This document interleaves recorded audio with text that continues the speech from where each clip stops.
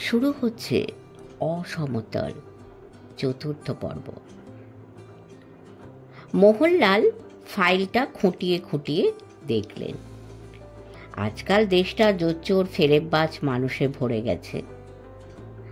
অনেককে তো আবার জেলের ভাতও খেতে হয়। কিন্তু পরাশর যেসব কাগজপত্র দিয়েছেন তা সবটাই সাচ্চা, কোনো রকম গোলমাল নেই। মোহনলাল বললেন, এই ব্রাঞ্চে নিশ্চয়ই আপনার অ্যাকাউন্ট আছে? পরাশর বেশ জোর দিয়ে বললেন, নিশ্চয়, সেভিংস, ফিক্সড ডিপোজিট তো আছেই, তার সঙ্গে লকারও। আপনি কত টাকা লোন নিতে চান? দাদা, ফিক্সড ডিপোজিট 6.5 লাখ রয়েছে, তার থেকে কয়েকটা ভাঙিয়ে 3 তুলতে চাই। বাকিটা আমার মেয়ে দীপুর বিয়ের জন্য থাকবে। অফিসের প্রভিডেন্ট ফান্ড থেকে 50,000 নিতে পারবো। আমার স্ত্রী বিয়ের সময় যে গয়না পেয়েছিল সেগুলো বেচলে 2 লাখ পাওয়া যাবে। বাকিটা লোন নিতে হবে। মোহনলাল হিসেব টিসেব করে বলেছেন, তার মানে আপনার 4-4.5 লাখ টাকা দরকার। হ্যাঁ। খানিকক্ষণ চিন্তা করে মোহনলাল বলেছেন, আমার একটা পরামর্শ নেবেন? হ্যাঁ, বলুন। আপনি এত টাকা লোন নেবেন না। তাহলে বাড়িটা হবে কি করে? বলছি, ফিক্সড ডিপোজিট থেকে আপনি আরও 2 লাখ তুলে বাড়ির কাজ শুরু করে দিন। কিন্তু আমার মেয়ের বিয়ের কি হবে? মেয়ের বয়স কত? 18 পূর্ণ হবে আসছে মাসে। আপনি বলেছেন মেয়ে লেখাপড়ায় খুব ভালো। হ্যাঁ, ঈশ্বরের আশীর্বাদে। আপনি নিশ্চয়ই হায়ার সেকেন্ডারিটা পাশ করার পরই মেয়ের বিয়ে দিচ্ছেন না? না না, প্রশ্নই নেই। পরাশর মাথা নেড়েছেন। দীপুর স্বপ্ন ইংরেজিতে MA করে কলেজে প্রফেসরি করা, সেই সঙ্গে গান তো আছেই। তার মানে MA পাশ করে ডিগ্রি পেতে পেতে দীপুর বয়স প্রায় 24 হয়ে যাবে। সঙ্গে সঙ্গে তো আর কলেজে চাকরি পাবে না। ধরুন আরও 2 বছর, তখন ওর বয়স 26। আজকালকার মেয়েরা 26-27 আগে বিয়ে করতে চায় না। বিয়ের আগে নিজের একটা কেরিয়ার তৈরি করে নেয়। পরাশরবাবু, নেক্সট 7-8টা বছর মেয়ের বিয়ের চিন্তা আপনাকে করতে হচ্ছে না। যত তাড়াতাড়ি সম্ভব, ধরুন 3-4 মাসের মধ্যে বাড়িটা করে উঠে যান। হয়তো বাইরের প্লাস্টার, রং টং বাকি থাকবে। নতুন বাড়িতে গিয়ে সেসব ধীরে সুস্থে করবেন। বাড়ি ভাড়ার প্রেশার আর থাকবে না। বাড়িওয়ালার হাতে টাকা গুনে না দিয়ে মাসে মাসে ব্যাংকের রেকারিং ডিপোজিট স্কিমে 5,000 করে জমিয়ে যাবেন। মেয়ের বিয়ের সময় ইন্টারেস্ট শুদ্ধ বিরাট একটা অ্যামাউন্ট দাঁড়িয়ে যাবে। আপনার কোনো টেনশন থাকবে না। ব্যাংক থেকে বড় অ্যামাউন্টের লোন নিলে প্রচুর টাকা ইন্টারেস্ট দিতে হবে। পরে যদি দরকার হয় সামান্য কিছু নেবেন, তার সুদ দিতে গায়ে লাগবে না। পরাশর যত শুনছিলেন মোহনলালের ওপর ততই শ্রদ্ধা বেড়ে যাচ্ছিল। মোহনলাল জিজ্ঞেস করলেন, আমি যা বললাম সেটা পছন্দ হলো? হ্যাঁ, খুব খুব। এতটা আমি ভাবতেই পারিনি। একেবারে আশার অতীত। আমি এই ব্যাংকের অনেক দিনের কাস্টমার। মাত্র 2 দিন আপনার কাছে এসেছি। আগে আসার দরকার ছিল না। অকারণে এলে ব্যস্ত মানুষকে শুধু শুধু বিরক্ত করা। এই 2 দিনেই মনে হয়েছে আপনি আমার বহুকালের ওয়েল উইশার। আবেগে পরাশরের গলা বুঝে এলো। মোহনলাল একটু হাসলেন। এর মধ্যে লোনের ব্যাপারে 2 জন কাস্টমার চেম্বারে ঢুকে পড়েছে। তিনি পরাশরকে বললেন, এবার কাজ শুরু করে দিন। ব্যাংকের ব্যাপারে যদি কিছু দরকার হয় সোজা আমার কাছে চলে আসবেন। হ্যাঁ, সে তো আসবই। এখন থেকে সব বিষয়েই আপনার অ্যাডভাইস নেব। কিন্তু মোহনলাল উত্তর দিলেন না। আস্তে মাথা নেড়ে অন্যদের 2 জন তাঁর চেম্বারে ঢুকেছে তাদের নিয়ে ব্যস্ত হয়ে পড়লেন। এরপর 2-3 দিন বাদে বাদে পরাশর ফের ব্যাংকে এলেন। যাবার সময় মোহনলালের সঙ্গে দেখা করে পাসবুক দেখিয়ে বললেন, কটা ফিক্সড ডিপোজিট ভাঙিয়ে সেভিংস অ্যাকাউন্ট অ্যামাউন্টগুলো ট্রান্সফার করিয়েছি, এই যে। মোহনলাল লক্ষ্য করলেন প্রায় 3.5 লাখ তুলে ফেলেছেন পরাশর। তিনি বলতে লাগলেন, এই ভাবছি নেক্সট উইকে লকার থেকে স্ত্রীর গয়নাগুলো নিয়ে গিয়ে বিক্রি করব। না না, এখন নয়। যে অ্যামাউন্টটা ফিক্সড ডিপোজিট ভাঙিয়ে পেয়েছেন তাই দিয়ে কাজ শুরু করে দিন। আপাতত অর্নামেন্টগুলো যেমন আছে তেমন থাক, যখন দরকার হবে তখন বেচবেন। কিছুক্ষণ তাকিয়ে থাকেন পরাশর, তারপর বললেন, আপনি যা বললেন তাই হবে। মাঝবয়সী পরাশর চ্যাটার্জি খুব সম্ভব গুছিয়ে কোনো বিষয়ে সিদ্ধান্ত নিতে পারেন না। কদিনেরই বা পরিচয়, এর মধ্যে তাকেই তার প্রধান পরামর্শদাতা করে ফেলেছেন, কিংবা গাইড হিসেবে ভেবে নিয়েছেন বোধ হয়। একটু বিরক্ত হলেন মোহনলাল, আবার বেশ মজাও লাগলো। বিরক্তি এই কারণে, এরপর থেকে পরাশর হয়তো আর্থিক, বৈষয়িক এবং পারিবারিক নানা বিষয়ে তার মতামত চাইবেন। যত সব উটকো ঝঞ্ঝাট। মজার কারণটা হলো, কেউ যদি তার পরামর্শ মতো চলতে চায়, মন্দ কি? হুট করে একজনের অভিভাবক হয়ে বসা ভালোই তো। সেই যে পরাশর চলে গেলেন, তারপর মাসখানেক আর দেখা নেই। তাকে নিয়ে মাথা ঘামাবার প্রয়োজন বোধ করেননি মোহনলাল। নিজের এতকালের দৈনন্দিন নির্ঘণ্ট মেনে কাজের দিনে ব্যাংকে তুমুল ব্যস্ততা, আর ছুটির দিনে চব্যচস্য আর চুটিয়ে গান বাজনা, এইভাবেই চলছিল। এক শনিবার কী কারণে যেন ব্যাংকে ছুটি ছিল। শুধু রবিবারই নয়, যে কোনো ছুটির দিন হলেই দুপুরে খাওয়া দাওয়ার পর ঘুমটি মোহনলালে চাইই চাই। সেদিনও পরিপাটি দিবা নিদ্রাটি যখন ভাঙল, বিকেল ফুরিয়ে এসেছে। মুখ টুক ধুয়ে সবে শোয়ার ঘর থেকে বেরিয়েছেন, বাড়ির কাজের লোক কার্তিক এসে খবর দিল, বাবু, একজনা আপনার সঙ্গে দেখা করতে এসেছেন, তেনার সঙ্গে ভারী সুন্দর একটা মেয়ে।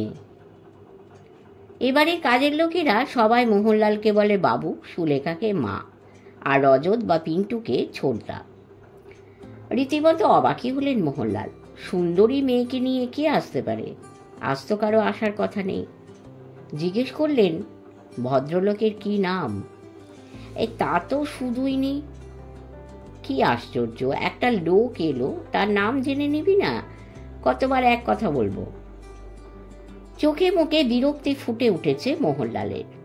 ঘাড় চুলকোতে চুলকোতে কার্তিক বলেছে, ভুল হয়ে গেছে বড্ড। ভদ্রলোকরা কোথায়? নিচে বসার ঘরে। এবাড়ির একতলায় সাবেক ধাঁচের বসার ঘর। মোহনলালের বাবা এবং ঠাকুরদার আমলে বলা হতো বৈঠকখানা। তাঁরা চলে যাওয়ার পর একালের ধাঁচে বলা হয় ড্রয়িং রুম। মোহনলাল বললেন, যা, ওদের গিয়ে বল আমি আসছি। সুলেখা দোতলার ভেতর দিকে টানা বারান্দায় বসে ছুঁচ সুতো দিয়ে তসরের ওপর নকশি কাঁথা ছবি ফুটিয়ে তুলছিলেন। গাছ, ফুল, ময়ূর, মাছরাঙা, মা লক্ষ্মীর মুখ, টোপর, নৌকো ইত্যাদি। তার সেলাইয়ের খুব শখ।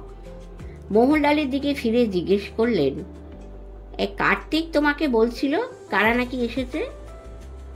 হ্যাঁ, হাদা গোবিন্দটা নাম জেনে আসেনি, সেজন্যই তো বকাবকি করছিলাম। যিনি এসেছেন তার সঙ্গে নাকি একটি সুন্দরী মেয়ে আছে। দেখি গিয়ে কারা এলো। চলো, আমিও যাচ্ছি। অচেনা বা অল্প চেনা কেউ মোহনলাল বা রজতের সঙ্গে দেখা করতে এলে তাদের একতলার ড্রয়িং রুমে বসানো হয়। আত্মীয় স্বজন আর দুজনের ঘনিষ্ঠ বন্ধুবান্ধব সোজা দোতলায় উঠে যায়, সেখানেও বসার ব্যবস্থা আছে। একটু অবাক হলেন মোহনলাল। অচেনা কেউ এলে সুলেখা কোনো রকম কৌতূহল দেখান না। সেদিন যে দেখালেন, খুব সম্ভব একটি সুন্দরী মেয়ে এসেছে সেই কারণে।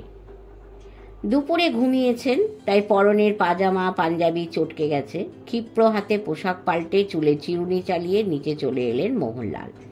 প্রায় সঙ্গে সঙ্গে সুলেখাও এলেন। ড্রয়িং রুমটিও বেশ সাজানো গোছানো। 2 সেট ভারী ভারী সোফা, সেন্টার টেবিল, একধারে নিচু চওড়া ডিভান, দেওয়ালের গায়ে বইয়ের র্যাক, একটা ওয়াল ক্লক, আর যামিনী রায়ের আঁকা একই ফ্রেমে 5টি গ্রাম্য বধূর ছবি বাঁধিয়ে টাঙিয়ে রাখা হয়েছে। ড্রয়িং রুমে পা দিয়ে থমকে দাঁড়িয়ে পড়লেন মোহনলাল।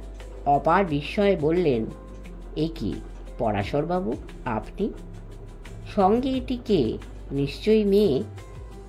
হ্যাঁ দাদা। হাত জোর করে ক্ষিপ্র পায়ে উঠে দাঁড়ালেন পরাশর। বললেন, ওর ভালো নাম বিপাশা, ডাক নাম দীপু। হ্যাঁ হ্যাঁ, মনে পড়েছে। মোহনলাল সুলেখার সঙ্গে পরাশরদের পরিচয় করিয়ে দিলেন। ইনি আমার স্ত্রী, আর উনি পরাশরবাবু, পরাশর চ্যাটার্জি, আমাদের ব্যাংকের একজন কাস্টমার, খুব ভালো মানুষ।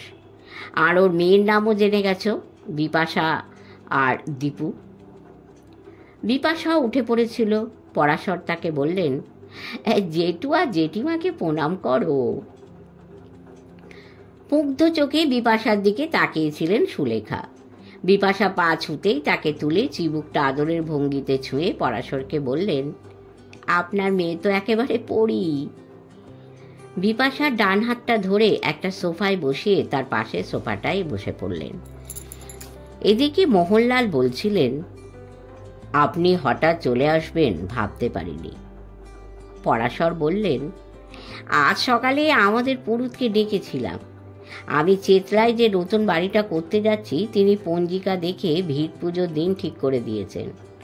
কাল এক রবিবার, তার পরের রবিবার সকাল 9টা থেকে 11:30টার মধ্যে শুভ সময়। এর মধ্যেই পুজোটা হবে। আপনি আমার সবচেয়ে বড় শুভাকাঙ্ক্ষী। আপনাকে খবরটা না দিয়ে স্বস্তি পাচ্ছিলুম না। দীপুকে বললাম, আমার সঙ্গে চল, জেঠু আর জেঠিমার সঙ্গে আলাপ হবে। জেঠুর মতো মানুষ হয় না। ওর মাও আসতো, তার জ্বর হয়েছে তাই। বা, ভিত পুজো হবে, খুব ভালো কথা। কিন্তু আগে তো কখনো আমাদের বাড়ি আসেননি। এখানকার ঠিকানা দিয়েছি বলে তো মনে পড়ে না। তাহলে আপনার ব্রাঞ্চের ক্যাশ সেকশনে একটা ছেলে কাজ করে, তার সঙ্গে ভালোই জানাশোনা আছে। তাকে ফোন করতেই ঠিকানা পেয়ে গেলাম বলে হাত জোর করলেন। হ্যাঁ দাদা, দিনটা রবিবার, অফিসে ঝঞ্ঝাট থাকবে না। বৌদিকে নিয়ে আপনাকে যেতেই হবে। আপনারা গেলে কি আনন্দ যে পাবো, না বলবেন না। তার বলার মধ্যে অদ্ভুত এক আন্তরিকতা রয়েছে। দেখি হার ম্যাজেস্টি কি বলেন। মোহনলাল স্ত্রীর দিকে তাকালেন। কি গো, যাবে? পরাশরদের এই প্রথম দেখলেন সুলেখা। বাবা আর মেয়েকে তার খুব ভালো লেগে গিয়েছিল। বললেন, পরাশরবাবু, মেয়েকে নিয়ে এসেছেন, এত করে বলছেন, যাওয়াই তো উচিত। তার পাশ থেকে বিপাশা বলে উঠেছে, আপনাদের যেতেই হবে জেঠিমা। তার হাতে আলতো করে চাপ দিয়ে সুলেখা বললেন, ঠিক আছে, যাবো আমরা। লঘু সুরে মোহনলাল পরাশরকে বললেন, হার ম্যাজেস্টি যখন কথা দিয়েছেন তখন নিশ্চিন্ত থাকুন। আপনি চেতলার অ্যাড্রেসটা দিয়ে যাবেন, ঠিক সময়ে হাজির হয়ে যাব। চেতলায় যে রাস্তায় বাড়ি হতে যাচ্ছে তার নাম, প্লট নাম্বার এবং কিভাবে সেখানে যেতে হবে তা বিশদভাবে একটা কাগজে লিখে নিয়ে এসেছিলেন পরাশর। সেটা পকেট থেকে বের করে মোহনলালকে দিলেন। মোহনলাল দ্রুত একবার চোখ বুলিয়ে বললেন, ঠিক আছে, চেতলায় আমি বেশ কয়েকবার গেছি। সুরেশ আড্ডি রোডটা খুঁজে নিতে অসুবিধে হবে না। ওদিকে বিপাশা সম্পর্কে ভীষণ কৌতূহল হচ্ছিল সুলেখা। বললেন, ভিত পুজোর ব্যাপারটা ঠিক হয়ে গেল। এবার বিপাশা, না ওকে দীপুই বলবো। দীপুর সঙ্গে একটু গল্প করা যাক। মেয়েটা চুপ করে বসে আছে। তিনি বিপাশার দিকে ফিরলেন। শুনেছি তুমি এবার হায়ার সেকেন্ডারি দিচ্ছ। হ্যাঁ। আস্তে মাথা নাড়ল বিপাশা। মাধ্যমিকে কিরম রেজাল্ট হয়েছিল? খারাপ হয়নি, তবে যতটা এক্সপেক্ট করেছিলাম ততটা হয়নি, 87%। বলে একটু হাসল বিপাশা। তোমার এক্সপেকটেশনটা কি ছিল? অ্যাটলিস্ট 90%-এর ওপরে। আমার 3 বন্ধু তাই পেয়েছে। সুলেখা ভালো ছাত্রী ছিলেন। বেথুন কলেজ থেকে ফিলোসফি অনার্সে ফার্স্ট ক্লাস। জিজ্ঞেস করলেন, হায়ার সেকেন্ডারিতে কীরকম এক্সপেক্ট করছো? কম করে 93-4%। আমাকে ওটা পেতেই হবে, নইলে ভালো কলেজে অ্যাডমিশন অসম্ভব। আজকাল যা কম্পিটিশন। হায়ার সেকেন্ডারির পর কী নিয়ে পড়তে চাও, সায়েন্স না আর্টস? স্কুলের টিচাররা চান সায়েন্স নিয়ে পড়ি। আমার মা বাবা কোনো দিন তাদের ইচ্ছে অনিচ্ছের মতামত আমার ওপর চাপিয়ে দেননি। আমি যা ঠিক করব তাতেই ওরা রাজি। আমি ইংলিশ অনার্স নিয়ে পড়তে চাই। বাহ, সুলেখা আরও কি বলতে যাচ্ছিলেন, তাকে থামিয়ে দিয়ে মোহনলাল বললেন, আরে বাবা, পড়া টড়া ছাড়া কি আর কোনো কথা নেই? পরাশরবাবুর কাছে শুনেছি দীপুর গানের গলা খুব ভালো। নামকরা দু একজন গায়কের কাছে রেগুলারলি তালিম নেয়। সুলেখা নিজে কখনো চর্চা করেননি, কিন্তু গানটা ভীষণ ভালোবাসেন। টিভিতে গানের যখন প্রোগ্রাম থাকে তিনি কাজকর্ম ফেলে শুনবেনই। বাড়িতে বিখ্যাত অনেক শিল্পীর গানের ক্যাসেট আর অ্যালবাম রয়েছে, মাঝে মাঝে সেসব চালিয়ে শোনেন। মোহনলাল এবং তার বন্ধুরা ছুটির দিনে যখন বাড়িতে মজলিস বসান, সেখান থেকে তাকে নড়ানো যায় না। সুলেখা খুশি হলেন। লেখাপড়ায় ব্রিলিয়ান্ট, তার উপর ভালো গায়, মেয়ের অনেক গুণ। আজ তোমাকে ছাড়ছি না, দু একটা গান শোনাতেই হবে। আমিও তাই ভাবছিলাম, কিন্তু পরাশরবাবুরা অত দূর থেকে এসেছেন, এখনো চাটাও তো দাওনি। তার কথা শেষ হতে না হতেই সামনের রাস্তায় মোটর বাইকের আওয়াজ শোনা গেল। একতলারই ড্রয়িং রুম থেকে রাস্তাটা চোখে পড়ে। দেখা গেল 20-21 বছরের একটি সুদর্শন যুবক বাইক থেকে নেমে সুখনীরের গেট খুলে তার বাহনটাকে ঠেলতে ঠেলতে কম্পাউন্ডের ভেতরে এনে একপাশে রেখে এগিয়ে আস্তে আস্তে দেখতে পেল একতলার খোলা ড্রয়িং রুমে মোহনলাল আর সুলেখা ছাড়া অচেনা আরও কারা যেন বসে আছে। একটু থেমে গেল সে, হয়তো কৌতূহলী হয়েছে, পায়ে পায়ে এগিয়ে এলো। ড্রয়িং রুমের সামনে এসে দাঁড়াতেই মোহনলাল বললেন, ভেতরে আয়। না থাক, যুবকটি মাথা নাড়ল। পরিচয় করিয়ে দিই, ইনি হলেন পরাশর চ্যাটার্জি, আর এ হলো ওর মেয়ে বিপাশা, আর এটি আমাদের ছেলে পিন্টু, ভালো নাম রজত, প্রেসিডেন্সি কলেজে ইকোনমিক্স অনার্স নিয়ে পড়ছে, 3rd ইয়ার।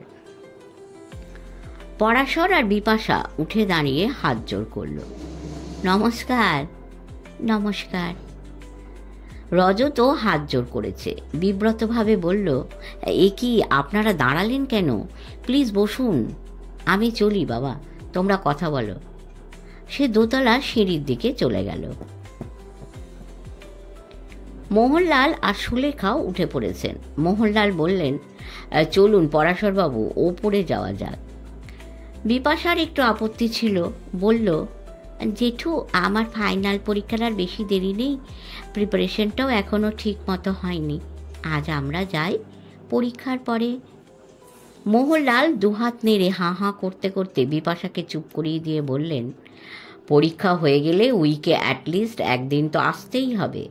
আজ যখন বাবার সঙ্গে এসেই পড়েছ, এখানে 2-1 ঘন্টা বেশি থেকে গেলে প্রিপারেশনে তেমন কিচ্ছু ক্ষতি হবে না। পরাশরও হালকা ধমকের সুরে বললেন, ছিমা, জেঠুরা এত করে বলছেন, আর না বলো না। আস্তে মাথা কাত করল বিপাশা। দোতলার ড্রয়িং রুমে এসে পরাশরদের বসানো হলো। তারপর মিষ্টি চা টা খাওয়া হলে মোহনলাল বললেন, চলো দীপু, এবার আসল জায়গায় যাওয়া যাক। আসুন পরাশরবাবু। দোতলার পূব দিকের শেষ ঘরটা মোহনলালের গানের ঘর। সেখানে আসতেই চোখ দুটো জল জল করে উঠল বিপাশার। একধারে একটা নিচু চওড়া ডিভানের উপর বড় সরস্বতী মূর্তি, তার চারপাশে নানা রকম বাদ্যযন্ত্র খুব যত্ন করে সাজিয়ে রাখা, হারমোনিয়াম, তানপুরা, ডুগি তবলা, বাঁশি, এসরাজ, এমনি অনেক। মা সরস্বতীর দুধারে ফ্লাওয়ার ভাসে টাটকা রজনীগন্ধার গুচ্ছ। ডিভানটা বাদ দিলে বাকি ঘরটা দামি কার্পেট পাতা। মুগ্ধ চোখে কিছুক্ষণ তাকিয়ে থাকে বিপাশা, তারপর বলে, আমার কয়েকজন বন্ধুর বাড়িতে গেছি, তারা গান টান শেখে, খুব বড় লোক, কিন্তু তাদের কারো বাড়িতেই এত মিউজিক্যাল ইনস্ট্রুমেন্ট দেখিনি। মোহনলাল হাসলেন শুধু, তারপর বিপাশাকে মাঝখানে বসিয়ে অন্য সবাই তার দুপাশে বসলেন। মোহনলাল জিজ্ঞেস করলেন, হারমোনিয়াম বাজিয়ে গাইবে না তানপুরা? বিপাশা বলল, হারমোনিয়াম। তবলা দরকার হলে আমি কিন্তু বাজাতে পারি। না, শুধু হারমোনিয়াম। ডিভান থেকে হারমোনিয়ামটি এনে দিলেন মোহনলাল। বাদ্যযন্ত্রটির রিডে কখনো ধীরে কখনো দ্রুত আঙুল চালিয়ে নিজেকে প্রস্তুত করে নিল বিপাশা। তারপর বলল, আমার জন্মেরও অনেক বছর আগে আঙুরবালা একটা গান গেয়েছিলেন, সেটা দিয়েই শুরু করি। মোহনলাল হেসে হেসে বললেন, তোমার যখন ইচ্ছে তাই গাও। বিপাশা গাইতে লাগলেন। আমার জীবন নদীর ওপারে এসে দাঁড়াও বধূ হে, আমি তরিটি বাহিয়া আসিব, তুমি চরণখানি বাড়াও হে, দিনের আলোটি নিভে যাবে, আধার আসিবে ঘিরে। আঙুরবালার পর গীতা দত্তর গান ধরল বিপাশা। এই সুন্দরী স্বর্ণালী সন্ধ্যায় একি বন্ধনে জড়ালে গো বন্ধু, কোন রক্তিম পলাশের স্বপ্ন মোর অন্তরে ছড়ালে গো বন্ধু। এরপর একে একে আরও অনেকে, হেমন্তের এই মেঘলা দিনে একলা ঘরে থাকে না তো মন, মান্নাদের আমি সাগরেরও বেলা তুমি দুরন্ত ঢেউ, লতা মঙ্গেশকরের ওরে মনো পাখি কেন ডাকাডাকি তুই থাক না রে গোপনে, শচীন কর্তার বাঁশি শুনে আর কাজ নাই সে যে ডাকাতিয়া বাঁশি, সন্ধ্যা মুখোপাধ্যায়ের কি মিষ্টি দেখো মিষ্টি এ সকাল। সবার শেষে রবীন্দ্রনাথের একটি গান, জগৎ জুড়ে উদার সুরে আনন্দ গান বাজে, সে গান কবে গভীর রবে বাজিবে হিয়া মাঝে, বাতাস জল আকাশ আলো সবারে কবে বাসিব ভালো, হৃদয় সভা জুড়িয়া তারা বসিবে নানা সাজে। চোখ অর্ধেক বুঝে গেয়ে যাচ্ছিল বিপাশা, বিভোর হয়ে শুনছিলেন মোহনলালরা। গান শেষ হলে হারমোনিয়াম থেকে হাত তুলে মোহনলালদের দিকে তাকালো বিপাশা। তার মুখে লাজুক একটু হাসি ফুটল। বলল, এখানে এসে গান গাইতে হবে তা তো জানা ছিল না, জানলে তৈরি হয়ে আসতাম। যখন যেটা মনে পড়েছে গিয়ে গেলাম, মনে হয় আপনাদের ভালো লাগেনি। কি বলছো তুমি? অপূর্ব গেয়েছ, যেমন মিষ্টি গলা তেমনই সুরেলা।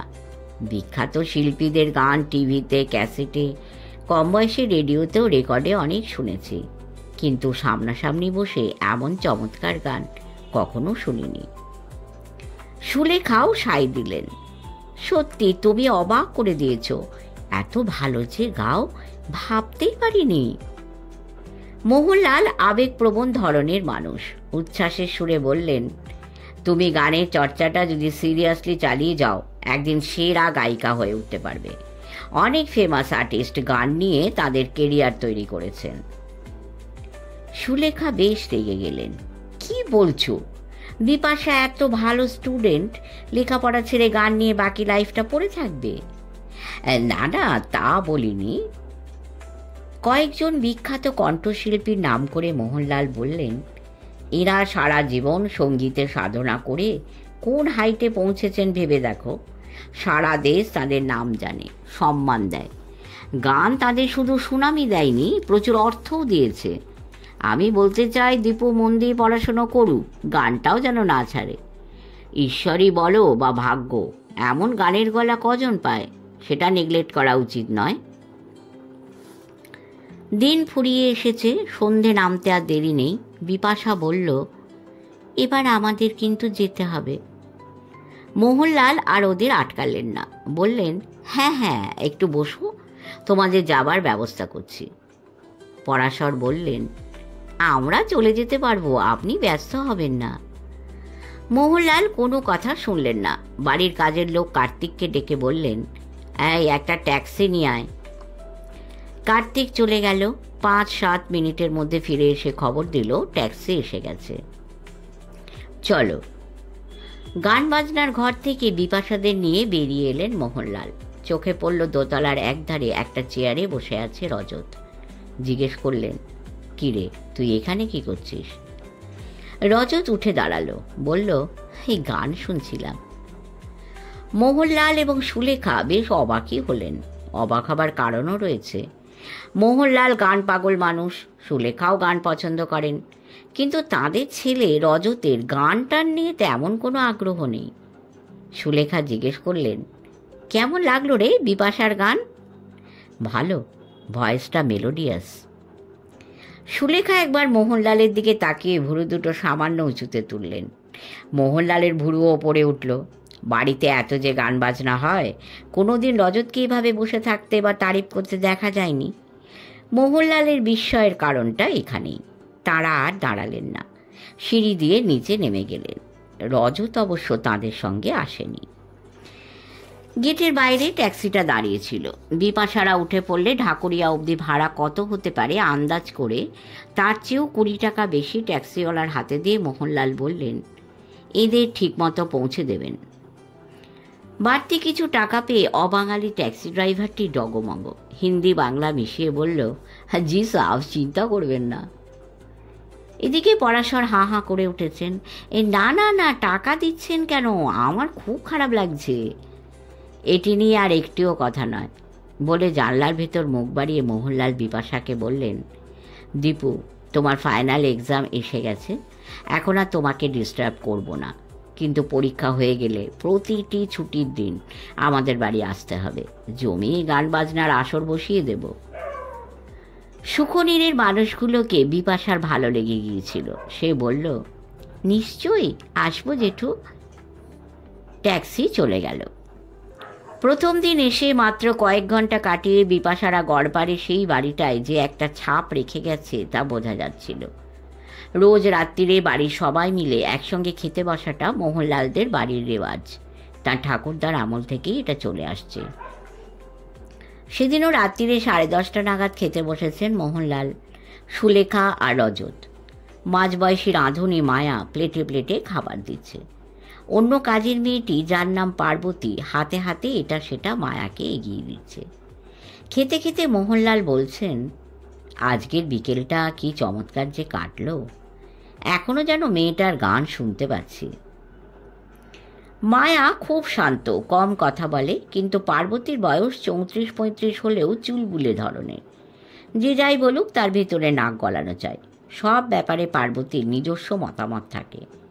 চোখ গোলাকার করে বলল, একদম লতা, সন্ধ্যার মতো গলা গো, এই যেন সিনেমার গান শুনছিলুম, কানে এখনো নেগে রয়েছে। অন্য সময় হলে ফোড়ন কাটা স্বভাবের জন্য ধমক দিতেন সুলেখা। সেদিন হেসে হেসে বললেন, যা বলেছিস, একেবারে মাত করে দিয়ে গেল। হিন্দি আর বাংলা সিনেমা জগতের বহু খবর রাখে পার্বতী। প্রচণ্ড উৎসাহে বলতে লাগলো, এই সিনেমার হিরোইনদের মুখে ওর গান দিলি ফাটাফাটি হয়ে যাবে।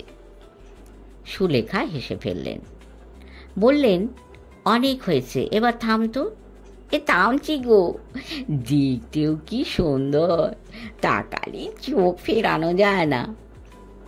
সুন্দর যে, সেটা আমরাও দেখেছি, এবার বাপু বকবকানি থামা।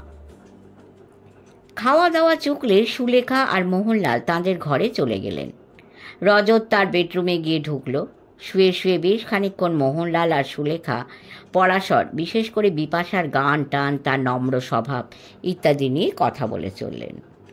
মোহনলালের মনে আছে, পরাশরদের বাড়ির ভিত পুজোর দিন চিতলায় তিনি একাই গিয়েছিলেন। তাকে দেখে ছুটে এসেছে বিপাশা, তার সঙ্গে পরাশর এবং একজন মাঝবয়সী সুশ্রী মহিলা। তিনি কে হতে পারেন আন্দাজ করতে পেরেছেন মোহনলাল। বিপাশা বলল, এই কি, জেঠিমা এলেন না? মাঝবয়সী মহিলাটি বললেন, আমি দীপুর মা, আমার নাম প্রতিমা। বলে পা ছুঁয়ে মোহনলালকে প্রণাম করে উঠে দাঁড়ালেন। দিদির কথা দীপু আর ওর বাবার মুখে যে কত শুনেছি, মনটা খুব খারাপ হয়ে গেল। পরাশর বললেন, আপনার ছেলেকেও তো আনলেন না, আমরা খুব আশা করেছিলাম। আপনার বৌদির কাল রাত থেকে ভীষণ জ্বর, আর পিন্টু ওর বন্ধুদের সঙ্গে কোথায় যেন যাবে, আগে থেকেই নাকি ঠিক করা ছিল, তাই একা আমাকেই আসতে হলো। দিদি আর ছেলের সঙ্গে দেখা হলো না, কপালটাই খারাপ। আগে থেকে বলে রাখছি, গৃহপ্রবেশের দিন কিন্তু সবাইকে আসতে হবে। মোহনলাল হাসলেন, ঠিক আছে, আমরা সবাই আসব। একটা মাঝারি আকারের প্যান্ডেল খাটিয়ে একেবারে চেয়ার পেতে নিমন্ত্রিতদের বসার ব্যবস্থা। অন্যদিকে ভিত পুজোর আয়োজন।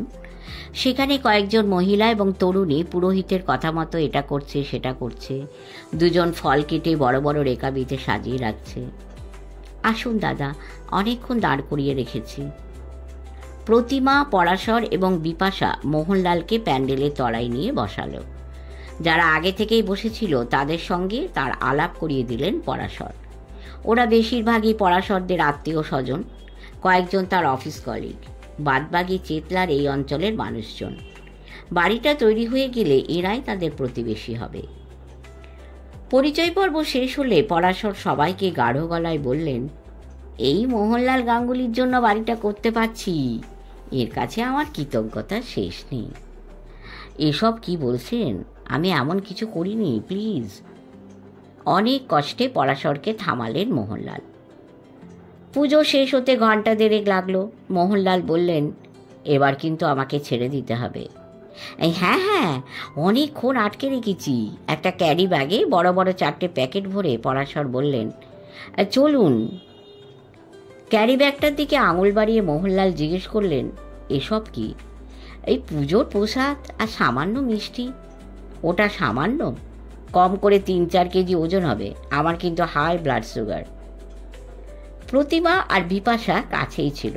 প্রতিমা বললেন, এই সুগার না হয় এমন খাবারও আছে, আপনি অল্প একটু মিষ্টি মুখে দেবেন, বাকিটা পিন্টু আর দিদির জন্য। মোহনলাল মজা করে বললেন, পিন্টুটা মিষ্টি ছোঁয় না, সুলেখা এখনও ততটা মোটায়নি, এসব খেলে তার ওয়েট কিন্তু 1.5 কুইন্টাল হয়ে যাবে। ব্যাপারটা যে নিছকই মজা সেটা কারো বুঝতে অসুবিধা হলো না। মোহনলাল তাদের গাড়িটা নিজেই ড্রাইভ করে এসেছিলেন। পরাশররা ক্যারি ব্যাগটা গাড়িতে তুলে দিলেন। গাড়ি চলতে শুরু করল। শেষ হলো 4র্থ পর্ব। পরের পর্ব দেখি কি হয়। সবাই মন দিয়ে শুনছেন, এটা আমার ভালো লাগছে। কমেন্ট করে আমাদের সঙ্গে থাকবেন, সাবস্ক্রাইব করবেন, আমাদের পাশে থাকুন এবং পরম করুণাময়ের ইচ্ছায় সকলে সুস্থ থাকুন। নমস্কার।